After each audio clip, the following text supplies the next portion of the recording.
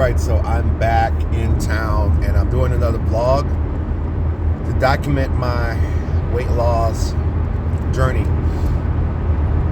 I was out of town for a little bit and it was a much needed time. I wanted to fight and do it for myself. And that's the thing, when I really want to get something popping in my life, or because I know there was a time I couldn't afford to even go anywhere. I was really struggling. So it's that much more important to me to really go after it when I see an opportunity to travel and take a vacation, which I did that. And it was a successful vacation despite how I didn't really plan for it much, but because of, I guess, experience and techniques I've used in the past, I was able to do a lot of good experiences. However, the thing that still loomed over my head over the whole time, especially on the way back, is how am I going to lose this weight? And it's one thing to have the knowledge about how to do it and then to know you've done it in the past. But then I also realized that I short circuit myself. I do things that get in the way of me losing the weight.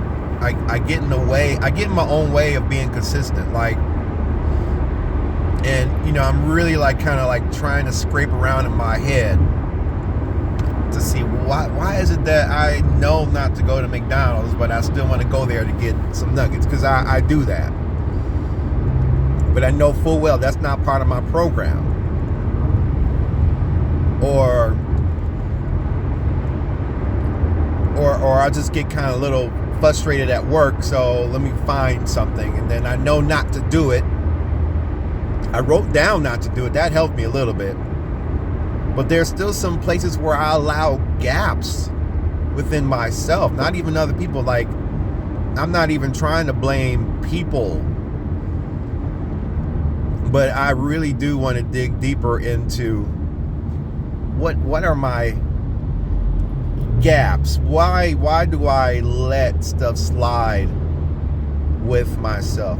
It could be because growing up I had to let a lot of stuff slide with my family. Maybe my parents were strict on certain things and then not so strict on other things. And somehow that carries with me into adulthood. So it's very weird what I let slide with myself. Now, I took a big step, and it's a really big personal step I did, and I knew that I needed to do it to move forward. I did that. It's a personal challenge of mine, and I took care of it, because on the way back on the road, I have to say, maybe it was God talking to me, say, hey, all right, you need to do this. You need to take that one step. There's some things you need to get rid of. Okay. And I did that. And then on top of that, I was listening to a song by McFerrin, and I didn't understand the lyrics of it at first. But then I understood the lyrics later and said, no discipline is pleasant at the time, but painful. And I still haven't memorized the rest of it, but that kind of really hit me, because I know a lot of discipline is painful. Like the pain of having all the money you need to go get stuff that breaks your diet, that compromises your diet, is right there. And there's a pain, or maybe you're dealing with a pain from work, the pain of frustrated knowing that you want so much more for yourself, you're not where you want to be.